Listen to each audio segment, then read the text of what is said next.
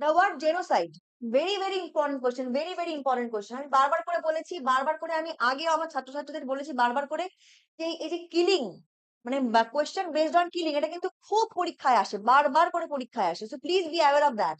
Genocide শব্দের মানে হচ্ছে racial killing, basically racial killing বা গণহত্যা। গণহত্যা বা রেশিয়াল কিলিং, মানে জাতিগত হত্যা বলে না, জাতিগত মানে জাতিদের ধরে ধরে, যে হিন্দু মুসলমানের যে মারামারি হয়, এগুলো কিন্তু বেসিক্যালি জেনোসাইড, অর্থাৎ জাতিগত হত্যা। বা কোনো মাইনরের উপরে কোনো হামলা হলো, আক্রমণ হলো, এগুলো কিন্তু জাতিগত হত্যা। ঠিক আছে? Racial killing, genocide. আচ্ছা, তো এখানে জেনোসাইড শব্দটার মানে হবে রেশিয়াল কিলিং। আর মারার মানে হচ্ছে কাউকে খুন করা, এটা কিন্তু জেনোসাইডের মধ্যে পড়ে না। সুসাইড মানে আত্মহত্যা, তো এটা আত্মহত্যা এখানে হবে না। করার মানে হচ্ছে কিলিং, এটাও কাইন্ড অফ কিলিং। কিলিং মানেও, কিলিং বা জেনোসাইডের মধ্যে কিন্তু পার্থক্য আছে। কিলিং বলতে আমি হচ্ছে তোমার সেটা জেনারেল কিলিং। হুম। আর হচ্ছে তোমার যদি আমি বলি জেনোসাইড, সেটা কিন্তু গণহত্যা। আমি ক্লিয়ার?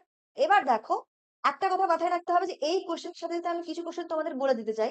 যেমন করে আমি যদি বললাম যে পেট্রিসাইড, পরীক্ষায় খুব আসে। পেট্রিসাইড মানে হচ্ছে পিতৃহত্যা, পিতৃহত্যা। হুম। ম্যাট্রিসাইড, ম্যাট্রিসাইড মানে হচ্ছে কি মাতৃহত্যা। Very important one, please note that down. তারপরে কি ফ্র্যাট্রিসাইড, ফ্র্যাট্রিসাইড মানে হচ্ছে ভাতৃহত্যা। এগুলো কিন্তু পরীক্ষায় বারবার করে এসছে, আমি বারবার করে বলছি তোমাদের, please note that, note this down. Okay?